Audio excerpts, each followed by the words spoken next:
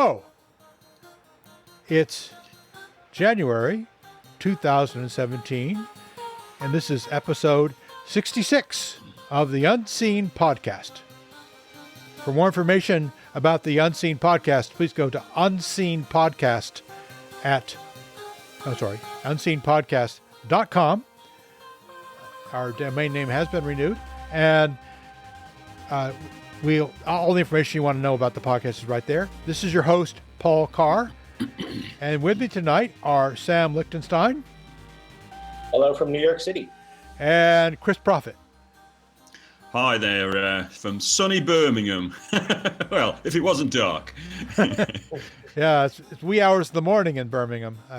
Oh, yes. Yeah, so thanks, Chris, for staying up late for us. And tonight, the topic is the economy in space. We've talked about space colonization quite a bit, but we've never really addressed the problem of how the space, our future in space, we're talking near term, we're talking the next 50 years or so, will boot itself up to where there's an economy there that's not dependent on Earth and not dependent on government funding to keep going. And so that's where we are talking about tonight. And if you have any questions or comments, please tweet them. If you're listening live, please tweet them in at Podcast Unseen using hashtag EP66. EP66. I will be monitoring that, and we will address your questions and comments in real time. Okay, so let's talk about this problem. We have all these ambitious plans to go to Mars, to go to the asteroids, mine asteroids, but all this depends upon either heavy funding from billionaires who want to live in Mars, or governments who want to explore Mars, or other bodies, and people who want to sell asteroid mining products back to Earth. There's no discussion of how we get that space economy booted up. Any thoughts on that? I'd like to kick it off a bit, just to say that I see this discussion as a bit of a reaction to a podcast I listened to this week. Voices from L5 is what it's called. I don't know if you guys are familiar with that. Oh, one. Yeah. It's generally a pretty good podcast. It's a great podcast, yeah. But so recently they've been doing a series on space socialism.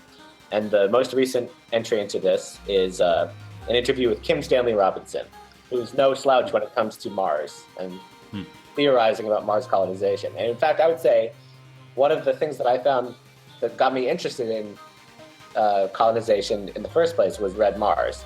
And in particular, the compelling, I'd say the emphasis on that book is mostly on politics, the politics of emergent colonial identity on Mars, so to speak. But in the background of that book, as Robinson mentions in this podcast I'm referring to, there is a sort of local economy assumption that there's some company. I mean, the U.S. government is involved, various governments are involved, Russia, but there are companies seeking to exploit Mars for commercial purposes that is part of what drives the colonial effort in Red Mars.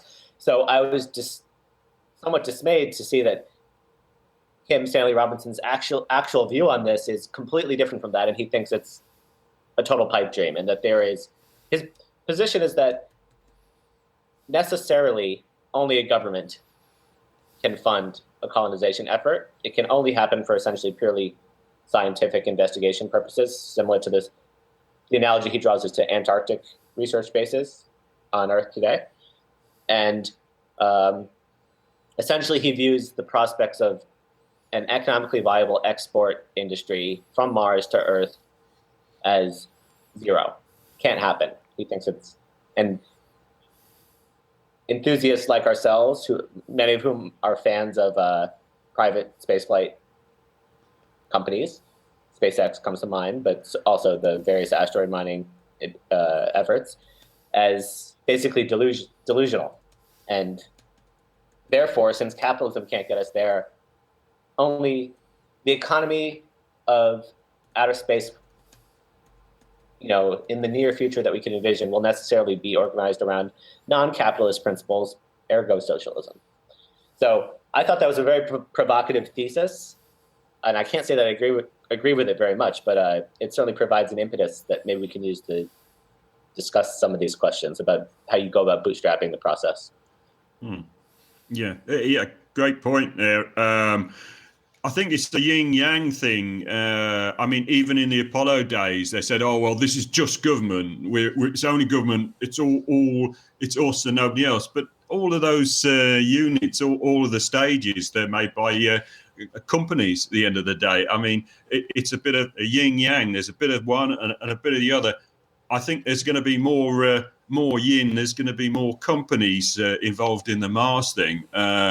I mean, I know Elon Musk is really pushing for this. He saw when he climbed Trump Tower a couple of times before the inauguration, and he's seen Mr. Trump once, I believe, since then. And I know he's mentioned Mars. It's his pet project. So and Mr. Trump has seemed to like the idea, but whether he's going to put his money where his mouth is, I don't know. But certainly things are moving in the sort of background. I think the real future here is that governments can't do it. They can't do it on their own. I mean, they've proved this. I mean, after the Apollo, the Apollo era, they were moving towards Mars. They were putting hardware out there and getting things prepared. And then the government said, "Well, look, this is just going to cost too much money," and it was going to cost too much money. I mean, some of the companies involved were serious sort of defense contractors, and they want to make a lot of money. So that put it on the back burner, and it's been on the back burner ever since.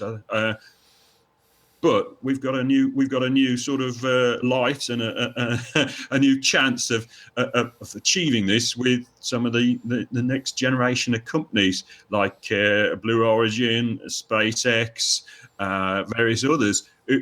I mean, it's absolutely shocking, some of the stuff they're doing. Like I think I've mentioned this before. SpaceX say they wanted to have a avionics computer. They went out to the existing industry out there, and they got a quote for $10 million. They said, "Well, what's actually in it? Can we make the motherboards ourselves?" Yeah, and it came out at $10,000 when they made it themselves.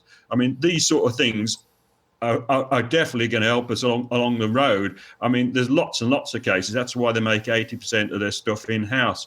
It's all about getting that cost down first off. Right. But to push back a little bit, I guess, so the counter argument is that the progress SpaceX has made, in concrete terms, mostly affects the LEO-GEO economy. You know? Communication satellites are getting cheaper to launch. That's going to bring a lot of terrestrial benefits. There's a clear value proposition that's offered by having more reliable satellite coverage, larger constellations, etc. So that's a thing. It's happening. But I don't think it's the thing we're talking about when we're asking the question of how a solar system scale economy could bootstrap. And so when you get to that point, first of all, I say you have to at least be optimistic about ITS type. Is that what it's called? ITS, interplanetary transport system. Yeah. And I am relatively optimistic about that. But that still leaves the question about what the actual value proposition is for setting up the Dutch East India Mars Company. You know, the analog of the colonial companies that raised, some of them were sponsored by various royal governments in the days of North American settlements, but a lot of them were actually joint stock companies who raised money from the public markets, speculators who thought there was a genuine prospect for profit from bringing in what they thought was spices from the East Indies and actually ending up in the West Indies. But they did both, obviously. But they didn't get lost. They knew where they were going.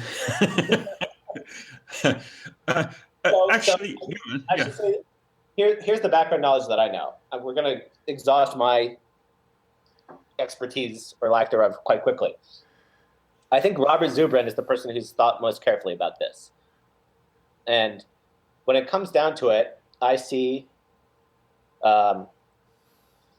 essentially two basic approaches to why people might start trying to seriously harvest resources in an economically meaningful way from beyond Earth's gravity well.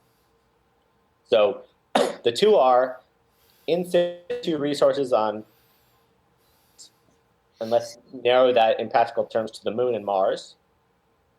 And these would be mineral resources, or more, maybe even more likely, certain isotopes whose prevalence is different on, because the Earth has a unique physical environment, which makes various isotopes have specific prevalence, and some valuable isotopes are more prevalent on the moon or on Mars. On the moon, you have a lot of helium-3, and on Mars, there's substantially more deuterium. There's also probably other precious minerals in both places, maybe less likely on the moon, more likely on Mars. And then the other major source, so harvesting those resources directly in an economically viable manner is at least conceivable source of profit motive for exploiting on the Earth. And the other is harvesting the asteroid belt, where we know there are valuable platinum group minerals that are quite scarce and quite important for various electronic components, et cetera, that are probably going to be rise in price in the near future. And an interesting aspect rare earths, rare earth minerals. An aspect of the asteroid belt is that it's not delta V efficient to resupply miners in the asteroid belt, whether they're robotic or human, from Earth. It's much more economically efficient to do that from Mars. And Robert Zubrin in particular has pointed out that this could be a logical basis for a kind of analog to the Atlantic Triangle trade. And that would potentially be a meaningful pathway towards a solar system economy, is platinum group mining in the asteroid belt supplied from rockets on Mars with a small domestic Martian economy, mostly exporting to the asteroid belt, which exports to Earth, and then Earth supplies Mars. And then, lo and behold, the magic for free trade, you have an economy. So I don't know what you guys, if you have any thoughts about those two possible futures. I haven't thought about that much, but there are lots of near-Earth asteroids, which we are very far from exhausting the resources on them. Martin Elvis has done a lot of work on how easily we can achieve getting to near-Earth asteroids versus what they have to offer us, and it turns out it's not the full set of near-Earth asteroids. It's a small subset, but it's still given. For near term, it's still plenty of work to do for everybody. Those asteroids have a tremendous amount of platinum. They have minerals that are valuable. There are two things you care about, right? There are minerals, yes, good, that's good, but also volatiles, water, in particular, water ice, because from water ice you can make a lot of things that you need in space. You don't particularly. Earth doesn't need water, but in space we need water. We need lots of it. We need water to drink. We need water to make oxygen. You need water to make rocket fuel or oxidizer and hydrogen. You split a water molecule apart. What do you got? Oxygen, hydrogen, right? That you can make an engine out of that. Right. Oh, but that runs into the catch-22 problem, or rather the chicken-egg problem, right? Which is, yes, volatiles are great if you're in space, but why do you want to be in space? Well, right. That you're right. I mean, you could, but if you have water in space, it's very valuable to anyone else who's in space, right? I mean, there is a good reason to be in space, actually. I think we sort of missed a step there. there's an obvious reason to be on Mars, which, as you say, is that it's the cornerstone of the new space economy, because you have a rocket-sized ITS that takes off from Earth. You can get to Mars in a reasonable time, but you have a rocket the size of ITS on Mars, and you could get to Neptune, Pluto. There's that booster is just, it gives you an insane acceleration because of reduced gravity on Mars. So the reason why we need to get to Mars first, and that region of space, I think, is just science. NASA paid what, $2.5 billion to put the Curiosity rover on Mars.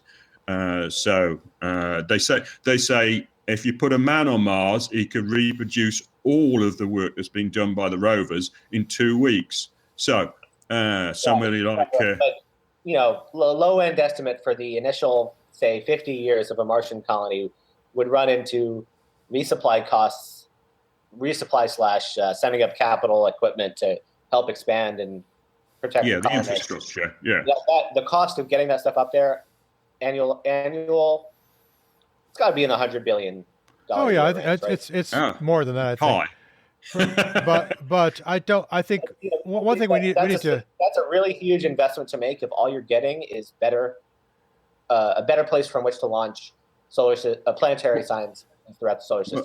That's why I think that they're going to put scientists down there. I mean, if SpaceX could charge $2.5 billion for each scientist they take up there, explorer, pioneer.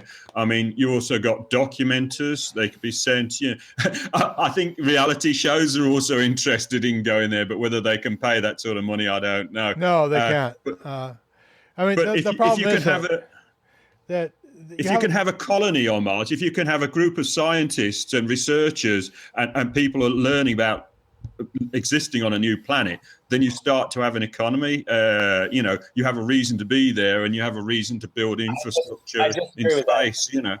I disagree. Antarctica is a very good counterexample here. Mm-hmm. You have researchers there. That doesn't mean there's an Antarctican economy to speak of. It's a subsidized research effort, it's dependent. It's not a trade relationship we have with the Antarctica. It's completely dependent on supply from outside Antarctica. Yeah, absolutely. But I mean, that's not going to be a possibility on Mars, I believe, because it needs to be self-reliant. It's just too far away. You have a resupply every 2 years and 2 months, I believe it is, 26 months. It's too long. You need to have a lot more going on planet. You need to have their own food sources, their own energy, their own health. You can't just say, "Oh, somebody's sick, we're going to send them back to Earth." No, they've got to do it all themselves. Well, they also don't have 6 months of winter either. No, they have 26 months. Well, but I mean, in terms of the sun being down for 6 months, like they do at the South Pole. Yeah, true. Yeah. That's a problem on the moon as well. You have the 14-day nights, but on Mars is almost. This is a weird thing that I still don't understand. Now, Mars Day is almost exactly the same as an Earth Day. Just a coincidence, as far as I know. It's not driven by any particularly. As far as we know, it's a coincidence, but there may be some deep reason for it. In physical attributes, but coincidence or not, I mean, it's a great reality that we have that when humans get to Mars, they will not be that disoriented in terms of the length of day. They will be able to operate for the time of that they're used to operating on if they go on the surface. They'll have an 8-hour workday, and then the gravity well will be disorienting enough. Although I guess the lunar astronauts didn't have that big a problem. They seemed like they've managed okay. But they have 14 days. 14 days where they're basically in Antarctic winter, right? Where they have to huddle inside, and then 14 days where they can be out. In terms of adapting to lower gravity. An extended stay might have proved very problematic, but Yeah, Mars is a little easier to adapt to, but we still don't know that we don't really have a lot of data on what Mars gravity will. It's impossible right now to do a research project that would be ethical at Mars gravity levels to see how the human body responds to that. I wouldn't have grave moral objections if SpaceX in 2018 happened to strap a monkey into the Red Dragon. Just saying. Like, No, you'd be nice to Bobo. No, they won't do that, but because it'd be bad press. But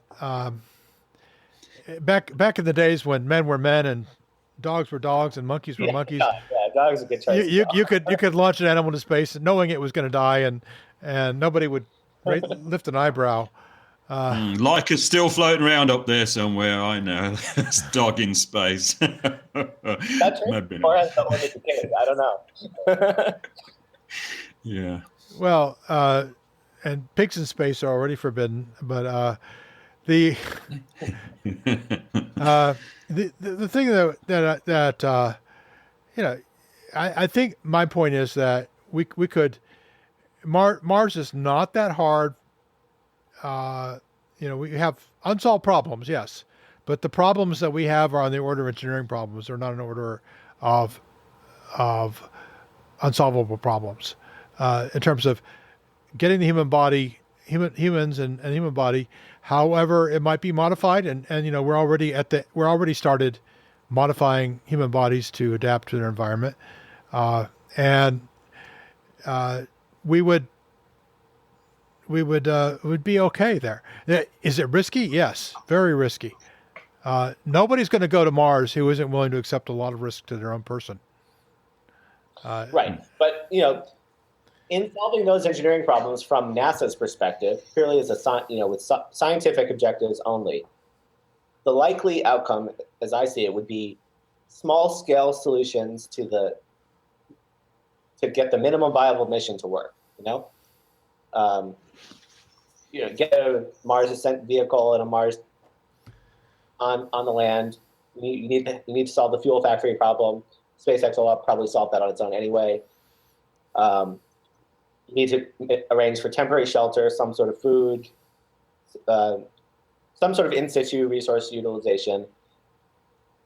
But problem, you need to solve bigger problems. You need to solve the problem of, for example, extracting various iron ores, refining them, smelting steel, constructing photovoltaic solar cells from in situ resources. I think those are in principle solvable problems, but they're much harder. They're solved. The harder is only measured in terms of time and dollars, right? It's not measured in terms of is it possible or not possible. That's right, but those time and dollars will not be forthcoming without a profit motivation. I think you'll see incredibly efficient and very lightweight solar arrays that we can send up there to power the first colonies. We already have them, really, and that doesn't get you to the bootstrapping stage. Is my point. No, but in terms of can they survive for a long time with stuff they bring from Earth? Yes. On that page, we're on the same page there. I buy that, but. Sam, I think I have a little aside there on what you were saying.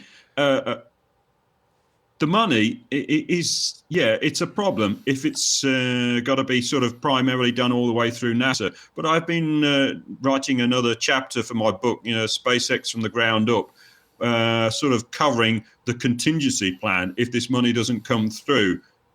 There is a contingency plan, as far as I can see, at SpaceX. Or rather Elon Musk, because it's got to be bigger than one company at the end of the day. There's so many resources here. You need to pull from all over the place. Recently, there was a chart distributed, I think it was on the Wall Street Journal, that says they're only planning on making $5 billion a year revenue from launch services, providing launch services. But they're also intending on making $30 billion a year from their internet satellite constellation, their 4,425 satellites up plus spares. Oh, that's right. You completely buy Elon's utmost devotion to use all of his resources for this project. Yeah. He's not the sole proprietor of the firm. He Well, he has got He has got problems, because I mean, especially. Right, and so he's accountable to shareholders. Well, Chris, who who else has real sway on the board of directors for SpaceX? Well, Google has a big chunk of it. Google and Fidelity, they just bought in $1 billion worth of SpaceX shares. I think that was 2015. So they've got somebody on the board. Well, SpaceX. Let's clarify. SpaceX is a privately held company, right? Well, that's right. Yeah, that's but right, the shares are still. Brin and Page are also substantial investors in their private capacity as well as through Google. I think. I might be misremembering, but I think Larry Brin and Sergey Brin and Larry Page also invested as individuals, not just through Google's venture capital arm. I think they. Yeah, I believe. And so I think they're on the same page with Elon, aren't they, or close to it? Well, yeah, they do seem to be. I mean, Larry Page says, if he dies, he just want to leave all his money to SpaceX. So, I mean, yes, I'd say they're pretty much on the same page. But what I'm saying is this is not just SpaceX. It's just too big for that. That if you run down the list of what they need on Mars, you need solar arrays, as you were saying, Sam, and really good solar arrays. You also need energy storage. So you're basically talking about this products that are supplied by Tesla and Solar City now. Okay? Well, I don't think Solar City stuff is going to work on Mars very well. It won't. But if you can they have like a solar array, which is supposed to be 25% efficient. If you put a thin film in front of that, you can push that right up, maybe up into the 40s. Now, well, 40s are about a state of the art now. So for expensive solar arrays. So well, yeah, no, but I mean, yes, if you're going to send it to Mars, it's probably going to have to be the best one possible. But if you have that dual type of solar array, then you can take out 2 frequencies of light. You can almost double the amount of energy you can get from those arrays. If you envision a Martian economy that's, even if the population of Martians is growing at a steady clip, say 5% a year, maybe even faster than that, you may not be in a position to meet the energy demand with imported solar arrays. Oh, so, absolutely. Oh, yeah. There's plenty of silicate rocks on Mars. Solar technology you're talking about, the more difficult it's going to be to manufacture on Mars. Oh, yeah. Perovskite, thin films, blah, blah, blah, all the latest and greatest. Yeah, if you look at the supply chain of a modern solar array manufacturer, it's pretty long and complex. So, I mean, you have to make the supply chain a lot simpler. So there'd probably be low efficiency amorphous silicon type arrays that you could just crank out from smelting silicon rocks and right. But that low efficiency is okay as long as you can make enough of it. Yeah, absolutely. If it's domestic, you can. Nothing but time too, right? Those colonists aren't going to have much to do other than making sure the feedstock into their 3D printers is, full of. All the bins are full and everything's operating smoothly. Well, I mean it's hard. It's more complicated than 3D printers, but you have to take raw materials and be able to break them down into a secondary set of refined materials, and then from there, a tertiary set of usable materials in manufacturing, and then from there, you manufacture. So I think the hardest part is probably the first 2 steps. But once you've done that, you can. The 3D printer is the last step, and it's probably not that important. But once you've done that, you can make what you need if with sufficiently good engineering and understanding what you're doing. It would take. I think before I buy into that, I want to see somebody take Mars analog rocks and do that on Earth. But I think it's only an engineering problem. The first, in Kim Stanley Robinson's book, there's the first 100. I think that the first 100, assuming there's anything even remotely related to a commercial venture in mind in the colonial effort, and probably even if it's purely scientifically motivated, the first 100 are going to be spending their time shoveling rocks into the Gulf because there's not going to be the manpower on Mars to do the geological analysis necessary to determine what type of mining, refining, et cetera, prospects are even possible. I'm sure they can do some amount of analysis on location, but basically, I think they can. A lot of rock samples back to Earth to be analyzed by experts. Well, I don't think it's that complicated. I think you can. Somebody who knows what they're doing can almost just look at a rock and tell what kind of rock it is. I mean, I agree. Initially, there's going to be people who are just going to be shoveling back onto rockets and come home. But to actually do stuff on Mars, you need a little bit more responsive. You need to go out, have a look at what's on site, test it, go around to various sites. Because remember, it's 26 months. It's 26 months to get it back to Earth. Then you've got to test it. Then you've got to say, oh yes, that's a good place to like mine the silicon. So yeah. So I mean, yes, initially. The why of it. One thing that would happen if we had people on the ground, the Martian ground, is a legitimately, they would start doing legitimately detailed geological surveys that are just beyond the capability of what we can do with the rovers and the orbiters. And then we would actually be in a better position to know about the economic feasibility of things like mining for precious metals on Mars. I think there's good reason to believe that there's gold, silver, various other valuable minerals that are potential exports.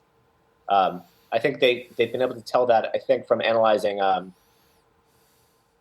near the volcanic areas. Like there are a lot of volcanoes are, this Mons being a prominent example. And I think they've been able to tell Biography from the orbiters that lots of potentially interesting but who knows whether a colonist, it might be like the old mining days in the Western United States. Maybe prospectors will just run across particularly rich, interesting veins of rare minerals that simply for their export value alone would already be enough. I think the ITS is supposed to have a capacity of 450 tons, right?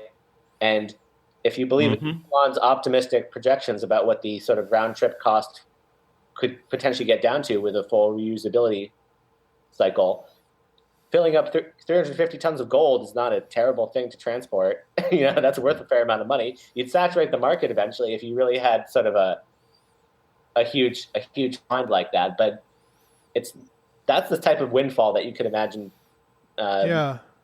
Being part of this bootstrapping process. Yeah, I don't know that. I'm honestly skeptical that sending minerals back from Mars is ever going to be profitable.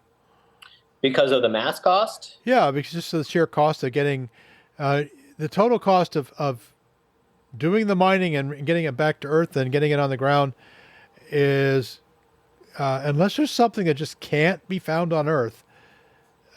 Or is politically blocked on Earth. So I think you're expressing the conventional wisdom, but yes, I think so. Yeah, Sam, go on. I've got a point here. I can assist you with, right?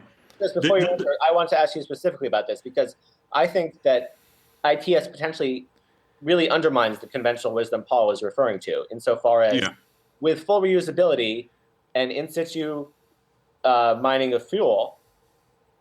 It's like free, right? You want to send people to Mars to do science. So why wouldn't you send precious metals back if it's even within the realm of possibility? Well, but the rocket has to come back, doesn't it? Yeah, it has to come back. So, if it's got a payload capacity, why not put something on it? I mean, if nothing else, SpaceX could probably use those materials themselves if they're rare, like gold, silver. It might be able to use it in the construction process, with all the. I don't know if the ITS can land with any significant payload, we're talking about heavy unrefined minerals. If you could refine, you probably have to refine them. If you can refine them sufficiently on Mars, you might make a better case. The ITS reusability is one thing, but it's not going to be free to reuse it. I believe in the reusability. I think that's cheaper to reuse it than to leave it on Mars. Oh, right? yeah. Well, but one thing it might be used for is to take people back who don't want to live there. If you can say we're only confine ourselves to people who are content to make the one-way trip, which I think you'll find people that are. I know you'll find people that are content. Right, to do right. that. But the mass per colonist going there with a need for 26 months of supplies versus the mass per colonist coming back with their need just to survive the return trip. There's some latent cargo capacity that's intrinsic to the mission profile. Well, I don't know the return capacity is anywhere near the forward capacity.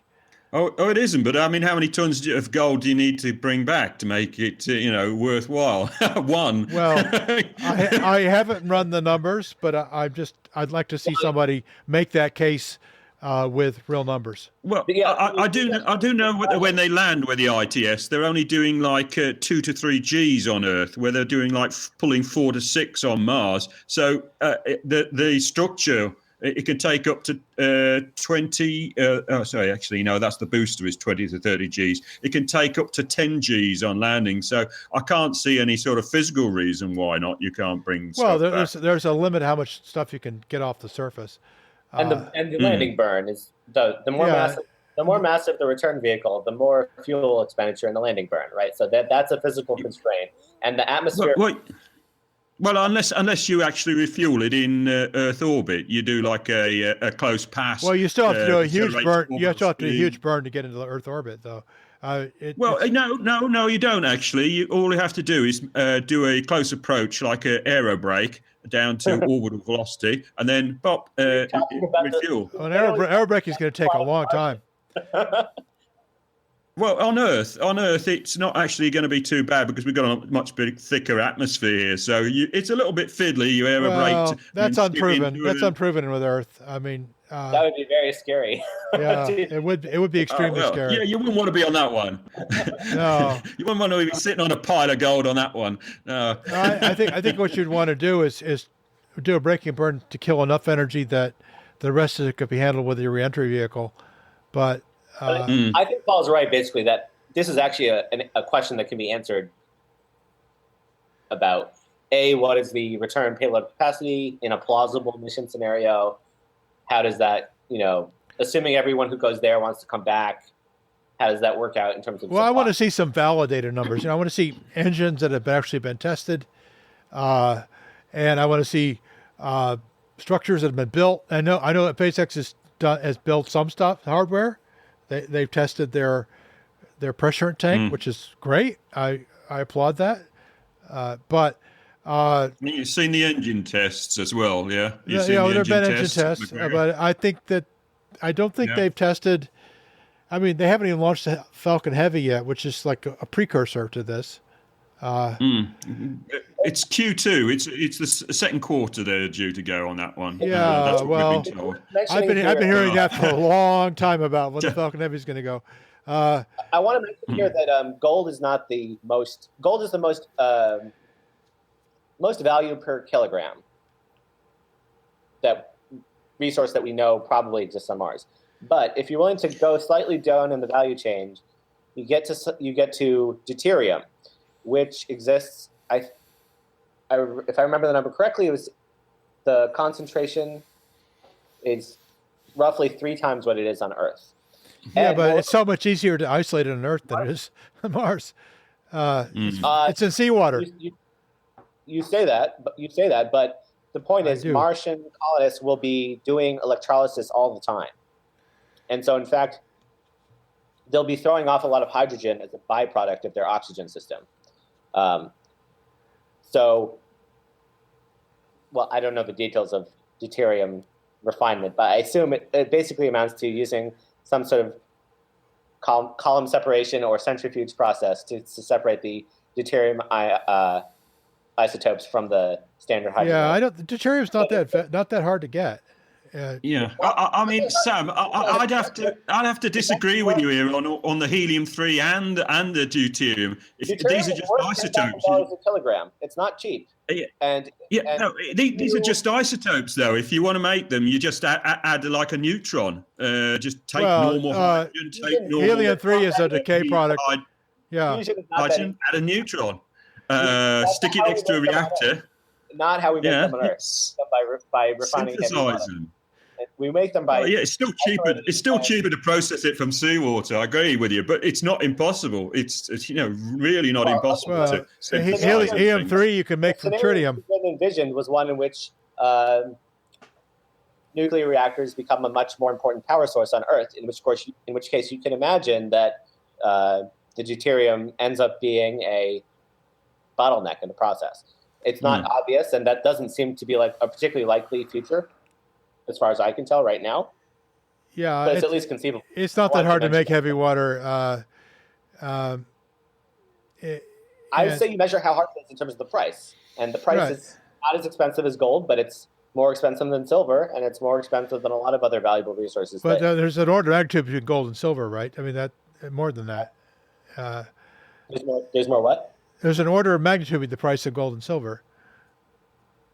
And deuterium is somewhere in the middle, right? There's about one order of magnitude difference in those prices. I think you've skipped over some important stuff though on Mars. It might be a lot easier to extract stuff on Mars, because basically they've had no tectonic plate movement on Mars for about 2, maybe 3 billion years. That means every asteroid, every metallic asteroid that ever's fallen on Mars is just sitting on the surface. Oh, we just saw one. We saw one last week that was sitting right there where Curiosity passed by it. Yeah, a nice chunk of iron looked like. Well, yeah, I mean, but it's not just iron in those metallic asteroids. You're talking about gold and a platinum. You think gold's expensive? You want to try going on the spot market for platinum? Well, we know that meteorites are sitting around all over the place on Mars, which is kind of a new discovery. But when before Curiosity, when Opportunity was roving around, it saw all kinds of meteorites just sitting around for which was a surprise. It means that in ancient Mars, the atmosphere was thicker than we thought it was. So from a scientific point of view, all those meteorites are actually a pretty valuable export in and of themselves. Mars rock itself is a pretty valuable resource right now on Earth. We have some from meteorites that we believe are of Martian origin. So that's a very early export that the Martians will have available to them. But it doesn't seem like the sort of thing that will scale. No, it won't. I've considered platinum group asteroid impacts on Mars as an important mining resource, but now that you mention it, it makes sense. Well, I'll tell you one thing, which is the X factor, which they've brought up on the excellent program, the National Geographic Mars, was the fact that there could well have been life on Mars a while back. In the origins, it was very much like Earth, very warm, very wet. If there's any sort of sign of life there, that would be of enormous importance and interest to scientific communities. I mean, every university will want to send somebody out there that's sort of worth their salt to take a look into that. It's these are the X factors, the dark horses. We don't really know until we go there. We can't find out what it is that we need to find. Right? It's like building the laser. The guy built the laser. That seems like a slow and steady sort of mission to me, because I would imagine the natural pathway to validating, evidence for previous or current life on Mars as being. It doesn't necessarily need to go through colonization. It might because of SpaceX, but scientifically, you could imagine a series of successively more advanced robotic missions that would eventually. Yeah, but it's been really hard to use the robots to search for life, and partly because there's so few of them, right? If we had more resources spread out over the surface, we'd much more likely to hit the rocks that we need to find that would have the old life in them. And if you had I mean, there is a side point as well here. I mean, say you have an experiment on Earth and you have a certain result, even though it's been performed on Earth, you'll have an expert that will disagree with you on the outcome of that experiment. So basically, if you want to find life on Mars and you want to make it incontrovertible that that's what you found and find out the maximum amount of information, you really need to have people there, and you need to have, this is the results. You need to have multiple experts and reproduce those results, and really be sure what it is. You put a digger in the ground with the rover, as you say, and it's anybody's interpretation of what it is they've actually found. That's a fair point. Yeah. If there was strong evidence from a robotic mission, that would be a massive impetus for a human mission, just to validate the results. Well, I think that's really what Chris is referring to as a sample return, which could be completely robotic. And a sample return mission has been on the book. It's been on not the books, but it's been in discussion for decades now. I think NASA's risk committee would be much more worried about a sample return mission after the prospective identification of life. They're worried about contamination. And well, if you're talking about fossil life, it wouldn't matter. But if you're talking about extant life, contamination is an issue. Yeah. Even just organic, right? There's even somebody in NASA called the Planetary Protection Officer, and her job is to keep people from contaminating whatever life might be on Mars or wherever the probes are headed to land. And she's often got a very difficult challenge. I'll just leave it at that. So we talked a fair bit about what I called Zubrin's Route 1, which is direct resource harvesting. We didn't talk very much about the moon. One small point about the moon is that the moon offers one independent economic value, which is that it has much more immediate economic relevance to the Earth when it comes to military applications.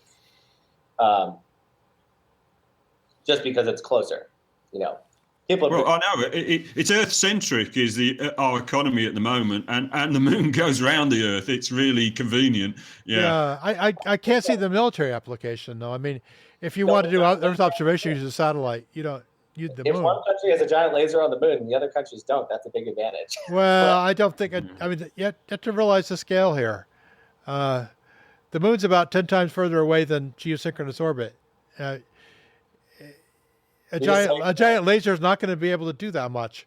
You're saying the inverse square law kills you? Well, it's not just that. I mean, if you're targeting things that are not particularly large,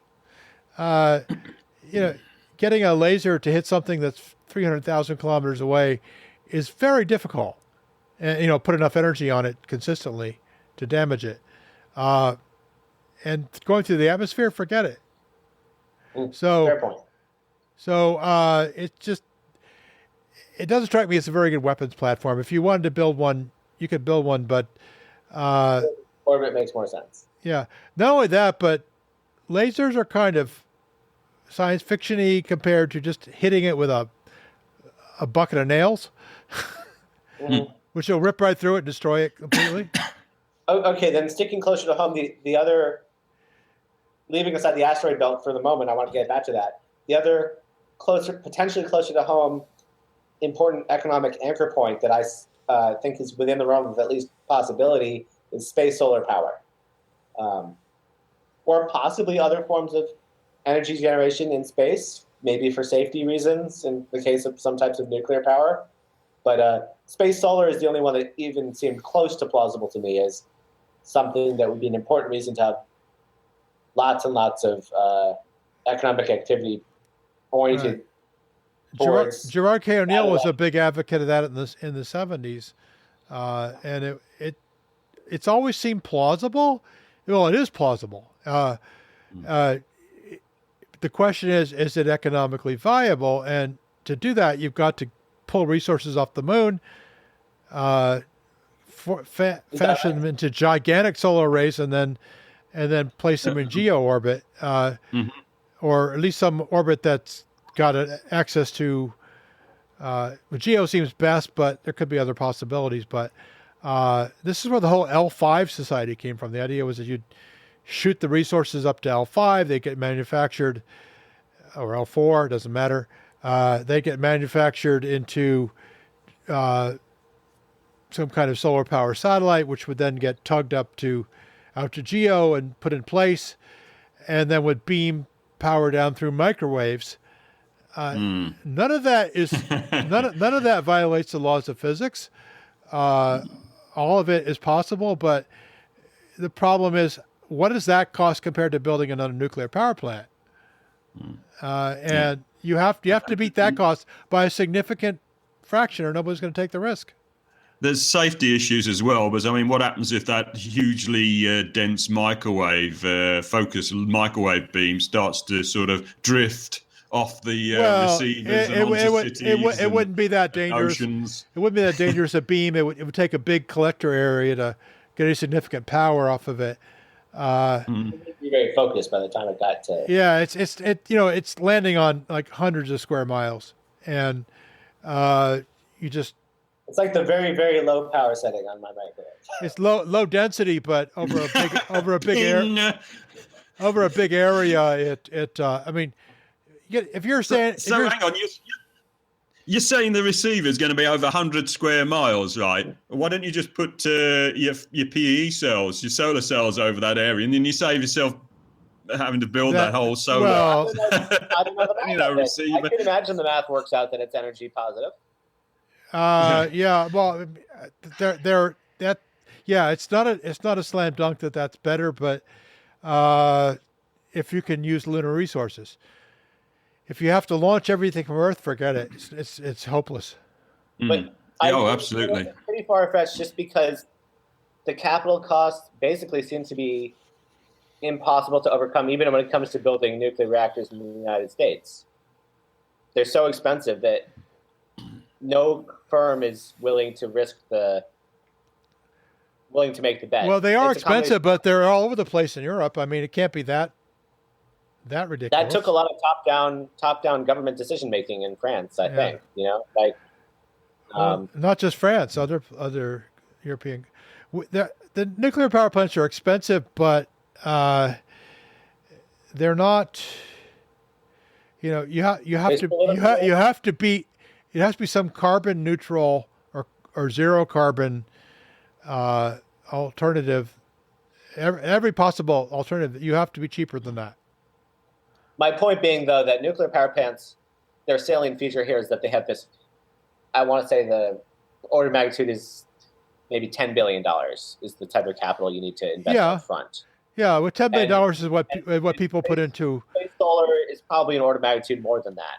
So we shouldn't think it's likely to be vastly more successful or plausible than nuclear power dominating the energy industry on Earth, right?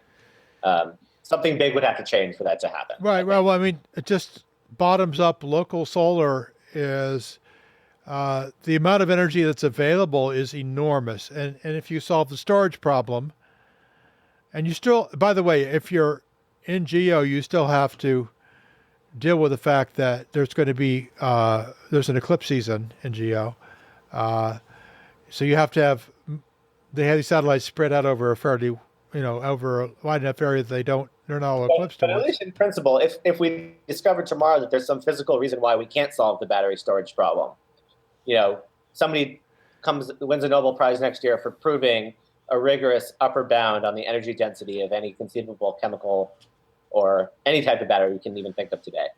Yeah. Space solar, at least, might be a technological end run around that, right? Yes, it could be if you had enough satellites spread out wide enough. Viable, non-intermittent source of solar energy from it. Yeah, I mean, there would be some dropouts during eclipse season, but the dropouts could be reduced to like 10% or something like that. Just to be clear, nuclear is better, as far as I can tell. Nuclear is a much better option. But especially fourth gen. I mean, some of the fourth gen reactors, like the molten salt reactors, they say they can run on nuclear waste and burn them down to pretty well nothing. So you solve your nuclear waste problem, and you get a whole load of free power. So I mean, it's win-win as far as I can see. But we're still dug with this, light water reactors. There's not much investment at the moment, but things do change. I've been reading on Transatomic, I think it is, their website. Very interesting about fourth-gen reactors. Yeah, I think there's been a lot of promising reactor designs that were overlooked because they weren't the military technology that the government wanted to use, like the technology that was in nuclear subs and nuclear aircraft carriers, and things like the thorium salt reactors.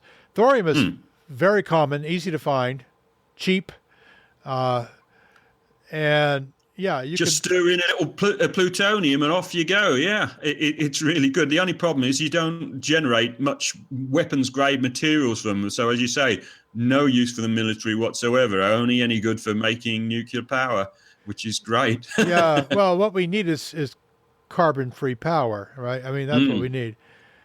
We don't. Who cares if the military wants to make material for weapons? They can do that, but that's really nobody really cares about that now.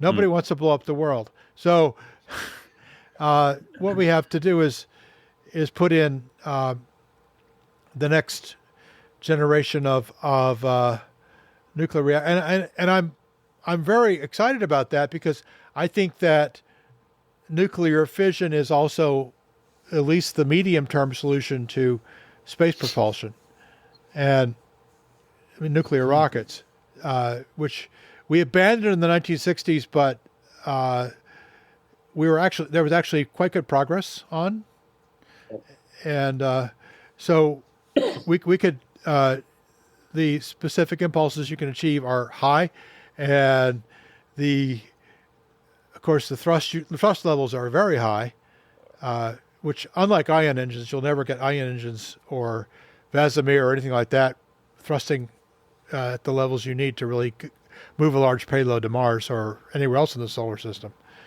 So to me, that's, if we have a lot of nuclear going on Earth, we'll get nuclear in space, and we'll be able to, because the technology will be well along, and we'll be able to do it. There's no mysteries about fission now. I mean, we built aircraft carriers and submarines that are powered by fission reactors. We just have to do a better job of it. So in terms of cislunar trans-LEO space, did I leave anything out in terms of economic bootstrapping possibilities? Well, I think that I'm not optimistic about. I mean, I think there's a lot of scientific reasons to go to the moon.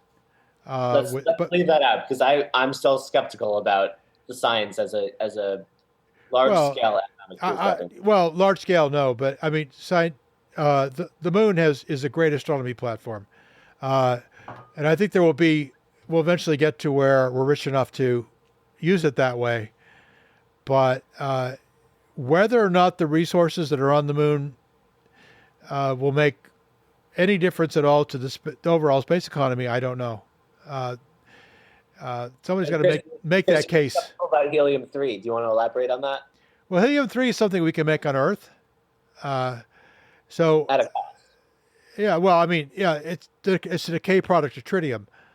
So if you have fission reactors, you can make tritium, and if you have tritium, it decays naturally into helium. Well, helium-3 is one of the products it decays into. It's not the only thing, but now tritium, if you've bought a good watch recently or a gun sight, you will notice there's tritium there Really? In small amounts. And what's the basic reason for that? Well, it glows. Oh, really? Yeah, it glows in the dark. It's releasing it has, what is it, I'll have to look this up, 13-year half-life, I think, something like that. So it's slowly releasing energy. It's a good phosphorescent source. It's safer than radium. I don't know if, the old watches, you probably don't remember this, Sam, because you're too young, but I remember seeing radium watches. Definitely did not remember that. These radium dials, they had tiny amounts of radium in them. They are off the market now because radium is a little bit too radioactive, but tritium is pretty safe. Well, we were talking about how batteries are hard, but batteries have gotten good enough that glow in the dark is obsolete, I would say. People still like No, well, tritium is. popular at electronic dance music festivals, but I mean, nobody needs a glow in the dark watch in the 21st century. Sure, Just you get a do. watch. If you dive, or if you want to look at your watch at night. It has a battery in it. It can illuminate. It doesn't need to be. But the tritium doesn't draw anything from the battery, which would draw the battery down very fast. So if you go on the mark, go and look at the high end rugged watch, not the jewelry watches, but the like the $600 watches, like the Navy SEAL watches. Dive watches are those have tritium. Those have tritium dials. Interesting. Did not know that. And gun sights generally have tritium as well. But like you said, you don't get tritium from helium-3. You get helium-3 from tritium. So that's not a demand source for helium-3. Well, I mean, if you could get that helium-3, now here's the deal. Here's the deal breaker. Show me a good helium-3 reactor, and the helium-3 economy will blow up, right? I watched a very interesting presentation from some guy at MIT.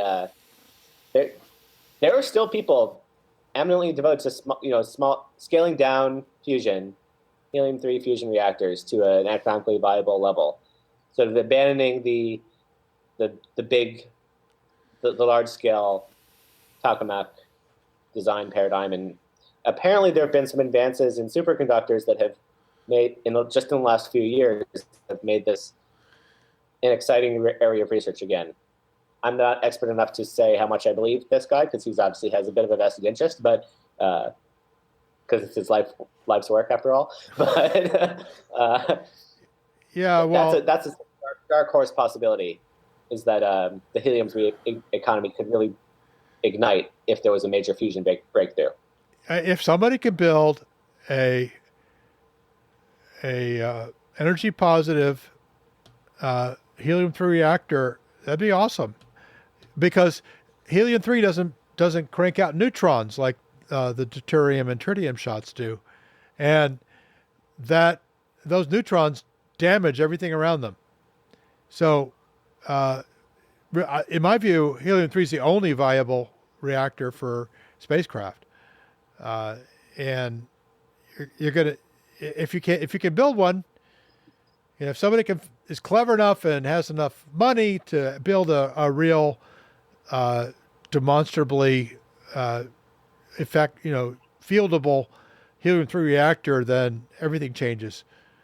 Now, there should be helium-3 on asteroids in small amounts, not nowhere near what's on the moon, but and again, you can make helium-3 and launch it off the surface of the Earth.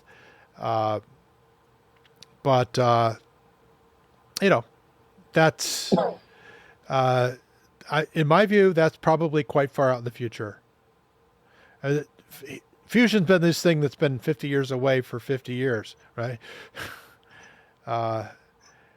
Now some people always say, well, it's 20 years away because they want to get funded, but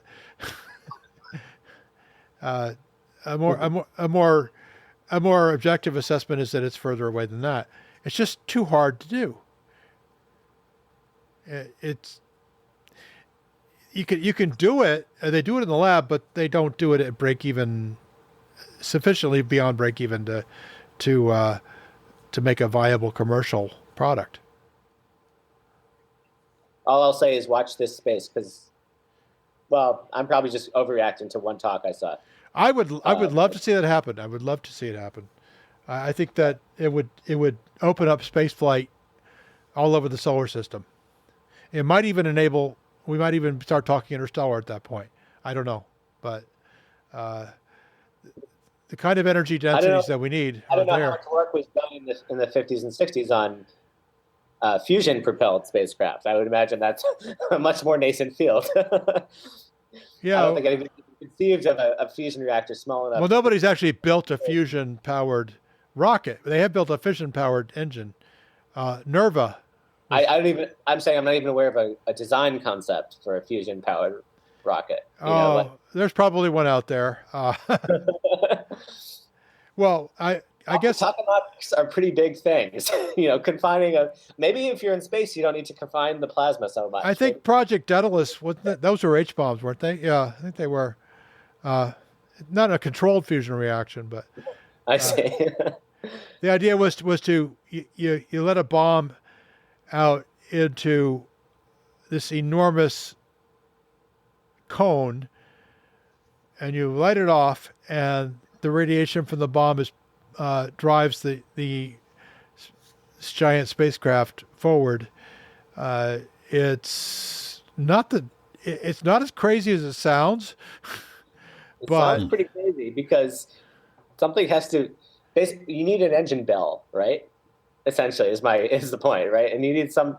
I don't know what material plausibly could. Maybe you can use some sort of electromagnetic containment to sort of shape the. No, it's a question of the size and shape of the thing. You can actually build it out of known materials. But Project Daedalus was pretty far fetched in terms of, we're going to take a bunch of H bombs and with us to the stars and use that to decelerate as well. Yeah, I mean, it was Freeman Dyson was heavily involved in that. Are you talking about Project Orion? The Orion? Was that Orion? Am I? Yeah. The Daedalus was the British one, I believe. Yeah. Well, there was the idea was that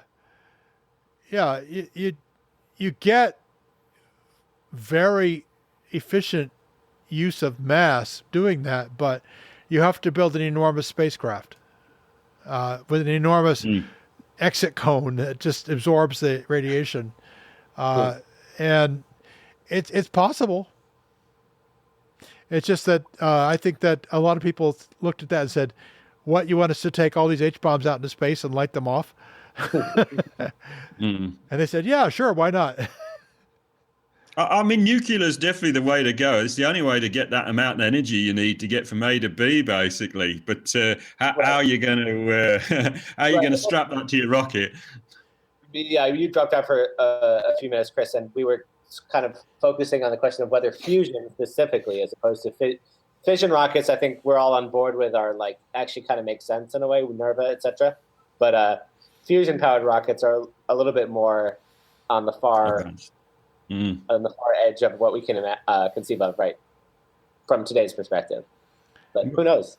Well, yeah. I mean, we did have a show a little while ago about new fusion efforts, right, specifically in the US. So there are sort of small bootstrapping operations, I think you term it as, trying to bring out fusion at the moment. So focus fusion being one of them, the one we discussed. So it's not too far in the future, but I think Elon made an interesting point. He said that antimatter really it's going to give you the most energy. It annihilates. It completely turns into energy, and you can produce it. So if you can take that into space, could be ideal energy sources. The problem is we can only produce a tiny amount with our current accelerators. Right. So if you know of any near-Earth asteroids that are made of antimatter, now we're talking about. Don't go anywhere near them. Actually, now you're talking, because there are supposed to be pockets of antimatter trapped in like radiation belts. All right. Now that might actually be a resource worth gathering in space. I mean, what is the current price per kilo for antimatter? I guess it's pretty high. All right. Well, they don't sell it on the Chicago exchange, but no, it's not the spot. It's not the spot. It might be the flash market, not the spot market. But well, I mean, a microgram of antimatter is probably all we can make with everything we have on the Earth right now. It's extremely very minute amounts. They have successfully made anti-hydrogen and observed it for a short time. But we're a long way from being able to do anything with antimatter. And the amount of energy involved in creating the antimatter is so high that it's you would have to have an exorbitant amount of energy available. But that's what makes mining more attractive as a production method. Well, I don't think you're going to mine this stuff. Well, mine it from radiation belt pockets. You could trap a few positrons maybe, but I don't think you're going to get much. It's tiny. If you could tap into some of the energy that's in our solar system, you could make a lot of antimatter with a very advanced accelerator. But we're talking about 100 years from now, 200 years from now. It's not a midterm thing or even a near-term thing. So maybe moving us to the asteroid belt, then maybe the bootstrapping will be producing a solar scale particle accelerator to produce antimatter in the asteroid belt, right? I mean, I think it's probably something more like something more clever than I can come up with, but a way of tapping into Jupiter's magnetic field to make it.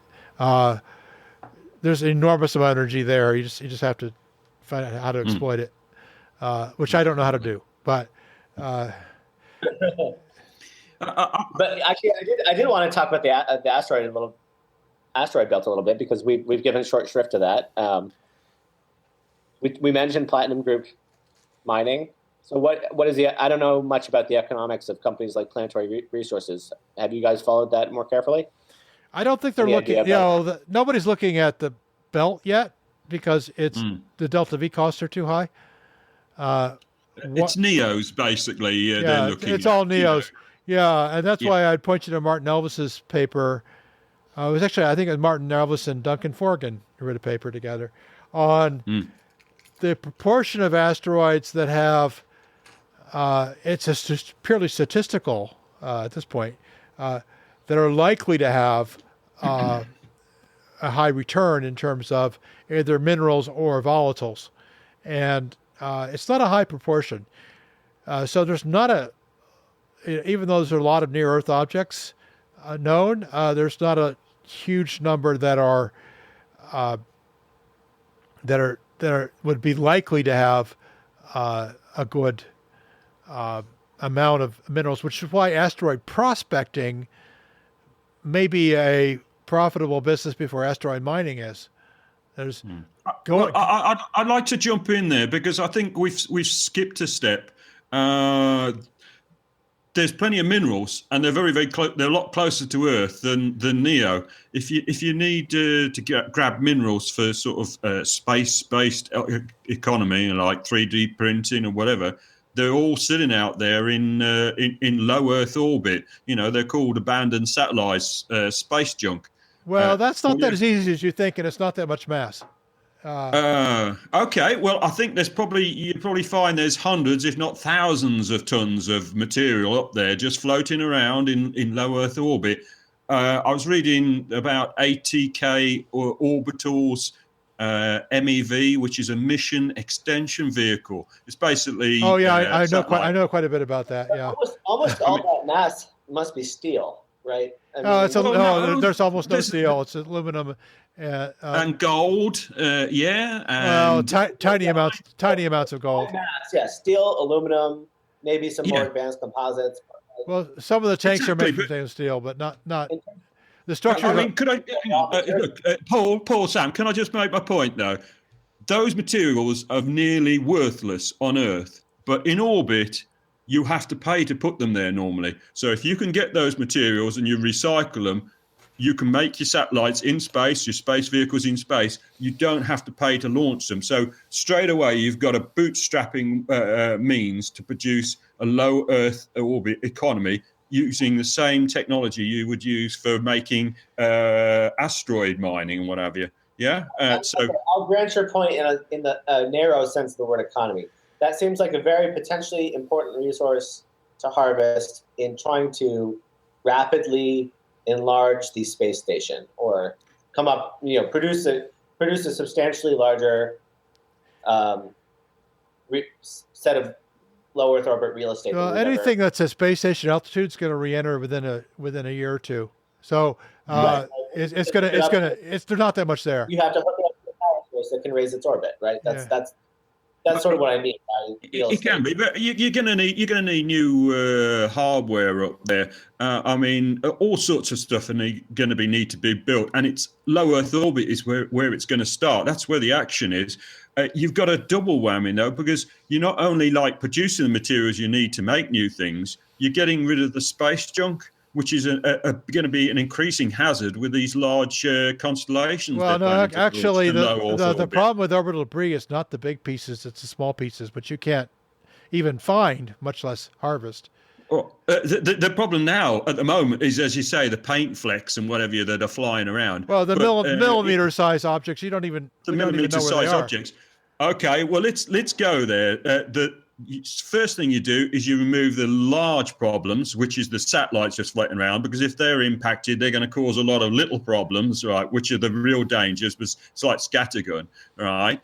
But once you remove the big stuff, then you can start having small, like autonomous vehicles flying around with lidars, picking up all the small stuff as well, because it's all valuable.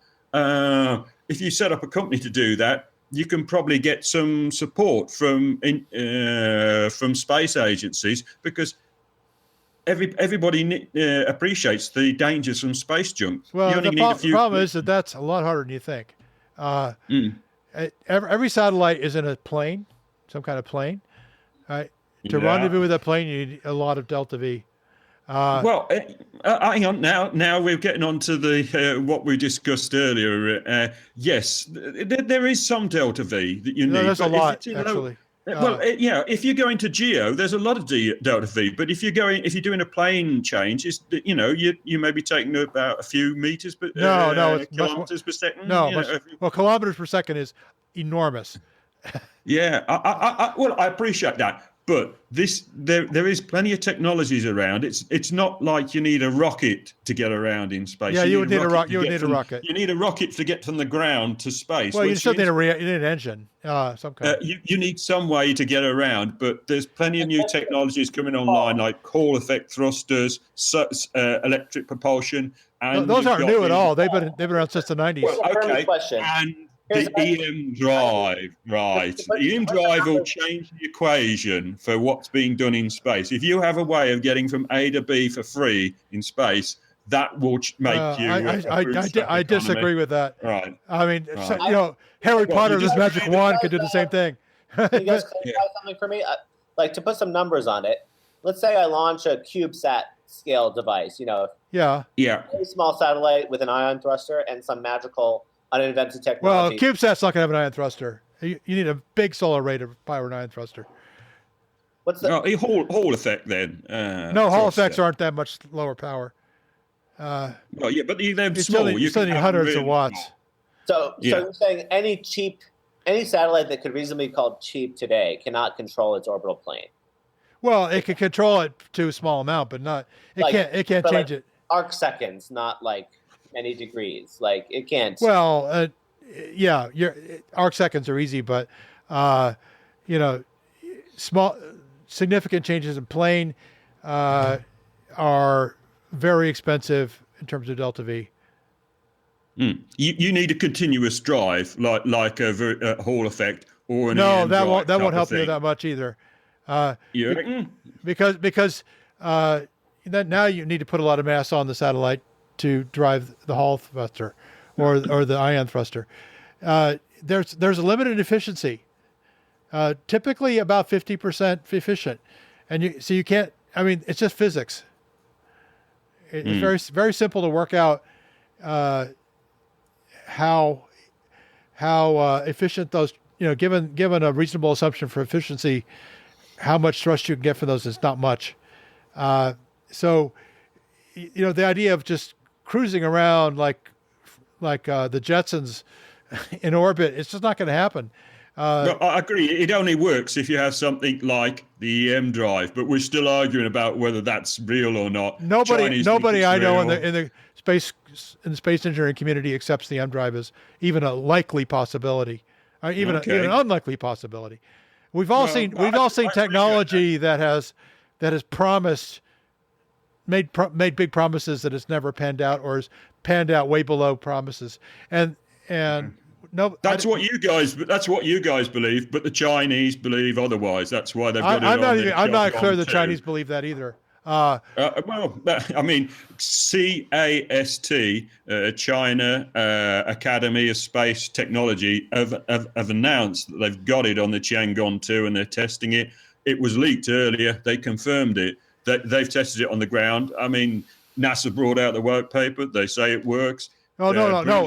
Correction. NASA never said it worked. What the Chinese government says. I hate to break it to you. Yeah. The British Space Agency, they say it works. They're putting money into it. The only people who aren't saying it works are people who are working in like advanced propulsion. That gave me a little laugh when they said, "Oh no, it can't work because it's not what we're working on." Chris, NASA never endorsed the M drive. Never.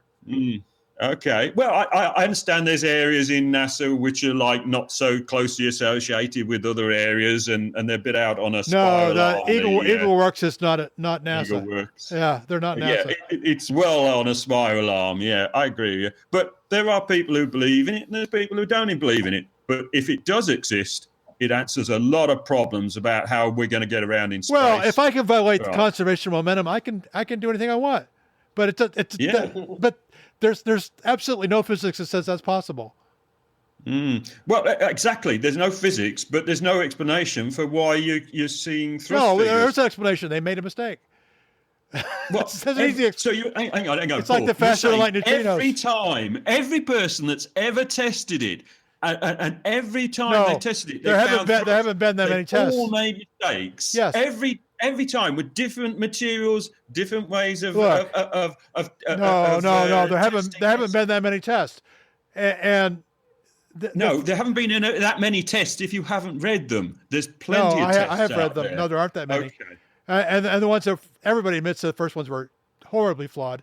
And let's face it. So the NASA test, they're saying a very small chamber and a Faraday cage, that was horribly flawed. No, everybody admits that was. Chris, did you see the post on Paul Gilster's blog, Centauri Dreams, where what I thought was a very well-written and open-minded analysis of the research papers, and they're just not that convincing. It's not convincing. I looked at it too. It's not convincing. In fact, it's way on the other side of not convincing. It's not even close. You're seeing a very small, very noisy effect that could easily be explained by instrumental error. It's just not. And what convinced me really is that the people who are experienced working with this type of test stand sort of see quite clearly what type of mistakes were probably made. And it's not just like it's an unexplained source of experimental error. It's like there are quite plausible hypotheses for where the error came from, you know? Well, look, you can find an answer for anything. If you look hard enough, you can find anything, right? No, but the burden, you can't shift the burden, Chris. The burden is on the people saying the M drive works. And they're saying that the fundamental law of physics is violated by their little silly device, which makes no sense whatever. And so they're the ones that the prior on that is basically zero. So, or very near close to it. So they're the ones that have the burden of proof, and they have not got proof. They've not even got even close to that. Okay, they've only got thrust, on their experiments. The only way we're going to be able to prove this is do what the Chinese have done, is put it in space and see what happens. No, I think that's probably the wrong way to go. That's really the only way to test it. I'm sure they're cheaper. Yeah, I think that's the wrong way to go because you've got you're introducing a lot of new variables. Well, the thing is, the only way you're going to find out whether it works in space is to put it in space. That's the SpaceX way of doing things. You fly as you test as you fly. So that's what I think they should do. You put a CubeSat on the International Space Station and see if you can reproduce the results they've had in China. A CubeSat won't work. You need hundreds of watts to get anything going. But that doesn't seem like a terrible idea to me because it's not that costly. But if you're maximizing utility, there are cheaper things which I think would be pretty convincing demonstrations one way or the other to justify an orbital test. And the demonstrations to date have not risen to the level where I would want to put up my money for an orbital test. Well, the thing is, we got to face reality, and reality is that we understand physics reasonably well now, and things that we're not going to get any backdoors or shortcuts. Everything's got to be done the hard way. There's just no other way.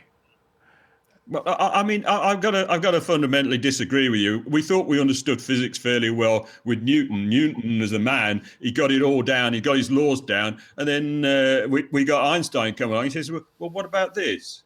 And what about that?" But there were clear anomalies at that point, and there are no. Okay. What are the anomalies now? Okay, you mean besides M drive? No, well validated anomalies. Okay. There are none. I mean, there's something to say here. There are fringe theories, something I think it's called modified Newtonian dynamics. I don't know anything at all how the physics works, but there's some guy in the UK, I think he's in Scotland. No, it's all us. It's our fault. Michael McCullough is the name that comes to mind. I might be misremembering that. Mond isn't that fringe. It's just that it's not that well validated. It doesn't explain everything. That's right. It's not well validated, but he does claim that it offers a potential explanation for both M drive effects and some other strange anomalies, including one of these anomalies where some spacecraft we have out there seems like it has slightly the wrong trajectory from what we would expect. No. You're talking about the Pioneer anomaly? That's explained. That's explained. I think he mentioned the Pioneer anomaly, and there might have been one or two other edge cases where he thought there are some anomalies that are not yet explained, having to do with Earth close approach, but it's way too early to say that's not a little puzzle that we haven't solved yet. The Pioneer anomaly took years to solve. As yet, very fringy arguments that suggest there could be some sort of physical unification, a theoretical unification offered by some extension to currently understood physics that might have some relationship to M drive, right? And if you can make this case more convincing, then from a scientific method point of view, if you offered some sort of unified explanation of various understood phenomena, that would be more convincing than an isolated experimental anomaly. I think I've got the kicker here. I got the decider right. We completely understand quantum realm, yeah, and everything goes on in quantum realm because our physics explains everything. Yeah, everything at reasonably low any energies. kind of scientific research because we know everything about the universe. No, well, that's exactly what they will tell you. That everything within the ordinary world, that is everything up to the energies that the Large Hadron Collider can reach, is well modeled, consistent with the Standard Model. Yes, there are no anomalies. They have been looking hard for those anomalies and they haven't found them. Now, that doesn't mean we know everything. No, we don't know what dark matter is. We don't know what dark energy is. There's a lot of things we don't know. But it's always the anomalies that drive the research. It's always the things we don't that we don't understand. But within the realm of things like what goes on with the M drive, which is just microwave energies, that's all. Yes, the quantum physics there is extremely well understood, and we're talking millions of experiments over many generations. We're not winging it here. It's the real deal. So the way to if you think you've got a real anomaly and you don't have any way to, the only way to verify it is to beat on the data hard. Look at the faster than light neutrinos. They did the right thing there. They went out to the community. They said, well, we've got this measurement that shows that the neutrinos arrived faster than they should have. We think we must have made a mistake. What mistake did we make? We haven't figured it out. It took them months to figure it out, but they eventually did. The fact the neutrinos did not go faster than the speed of light, there was a very, very subtle timing error that resulted in that erroneous measurement. Now, that kind of thing is it was a very difficult measurement to begin with. The fact that they made a mistake in it is completely forgivable, in my view. Okay, I agree with you. You've got to look into these things, but this is the thing that sort of winds me up a little bit. People see sort of a problem with fitting effects, observed effects into their theories, and straight away they shut it down. It doesn't exist. This shouldn't be looked at. This is rubbish. No, if you're a good scientist, I think you should be going, okay, well, this is interesting. Let's look into it and find out, i.e., where we're going wrong or how we can improve our model. It's the mindset is just wrong. Right. But I would argue that's not the tack that was taken by the authors of the M-Drive studies. Those reports are written as if they believe the effect is real, and they just... Well, the thing is, it's polarization at the end of the day. They're being attacked so vehemently by people who want to support the existing models that they're having to put themselves into a defensive position. Well, they've gone into the trenches. Right. They have not put forth a competing model. Yeah, well, absolutely. Yeah, they've got to come up with something coherent. I mean, there's been a lot of ideas, but none of them very coherent at the moment. Well, I mean, I read Sawyer's original paper, and it was pretty amateurish in my view. He never addresses the question of, when I was doing physics problems in school, right? If we came up with an answer that had violated momentum conservation, we knew we had the wrong answer. We went back and started over until we got the right answer. Now, it was a way of checking your result. And so, he never even looked at that, which strikes me as incredibly clumsy and amateurish. And now I hear various and sundry hand-waving arguments about it, how it works, but I haven't heard anything legit. Yeah, well, go on. But this is the only way you're going to find out what is actually going on, whether it's an error or whether there's something that we don't understand. And that's by looking into it, by standing back and saying, oh, well, we don't agree, it should work. You never find out anything. If somebody wants to do a subtle and beautiful experiment like Michelson-Morley, that's one thing. But I haven't seen anything like that here. Let's go forecasting style on this.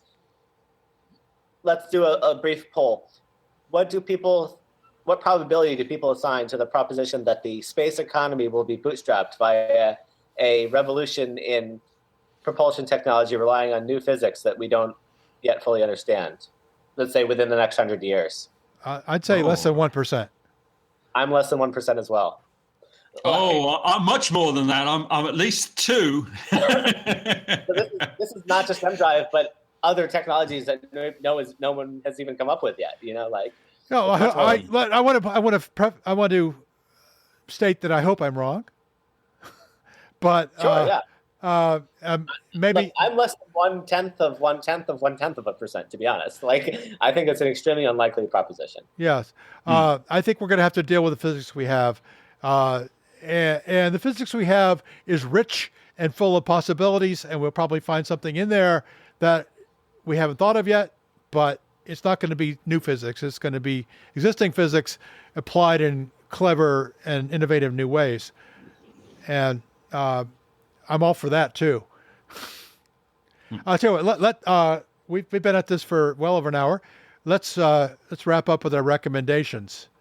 Who wants to go first? I'll go first. Related to our earlier conversation, I'll recommend a YouTube lecture. I think we'll put the link into the show notes. This is by Professor Dennis White, who's the head of the MIT Department of Nuclear Science and Engineering, and this is a lecture he gave to the MIT Club of Northern California in February 2016. And he talks about his nascent efforts in to kind of push fusion science forward. I guess the short story is semiconductor advances make this exciting for interesting new reasons. It's not necessarily that closely related to the fire big, really, really, really big gun approaches that have dominated the field so far. And he at least thinks there's some reason to be optimistic that this change in tack will be meaningful in the near future. So fingers crossed. Okay. Chris, how about you? Okay, well, I'm in the middle reading something else at the moment, but I have sort of briefly looked at the Ashley Vance biography of Elon Musk. There looks to be some really interesting stuff in there. So I sort of dip in there now and again for various bits of information, but it's getting down to it on my reading pile. Okay. So I recommend that. Okay. Sounds interesting. My recommendation is going to be a podcast. It's called, I just discovered it last week, and it's actually quite well done and lots of interesting guests, and it's called WeMartians. Well, one word, WeMartians. I'll have a link to their website in the show notes. I'll just mention that I like this one a lot as well. I'm a regular listener. And WeMartians is all about going to Mars. And so if that's what interests you, I would recommend listening to that. And in addition to Voices from L5 and one or two other podcasts that elude me at the moment. Main engine cutoff is a good one. Yeah, there's also Are We There Yet? And the Planetary Radio. Planetary Radio now has a regular feature on space policy. That's particularly good, yes. I think that's even better than the regular episodes, in my opinion. Yeah. So if you, but again, WeMartians, about a year old. The podcast's been out there about a year. They've got quite a few episodes out. Check it out. I'll have a link in the show notes, so you can find them in iTunes or anywhere else. So that's it for tonight. Obviously, the question of how we're going to bootstrap a space economy is not resolved yet. We didn't get there. We didn't converge on that tonight. It may be a while before we do. So I'm sure we'll. It's easy with the M drive. Yeah. I think we'll probably revisit this topic in the future because I think there's probably some other threads to explore, and we didn't go as much into the analogy with colonization on Earth, which is another direction this could have gone. Right. Yeah. I mean, historical analogies and all that, which are quite interesting. Yeah, we didn't really go into that tonight, and we should at some point. So this has been episode 66 of the Unseen Podcast. If you want to know anything about this podcast, go to unseenpodcast.com. You can email us at unseenpodcast@gmail.com. And we're available on iTunes. We're available on Google Play Music. We're available on virtually every service.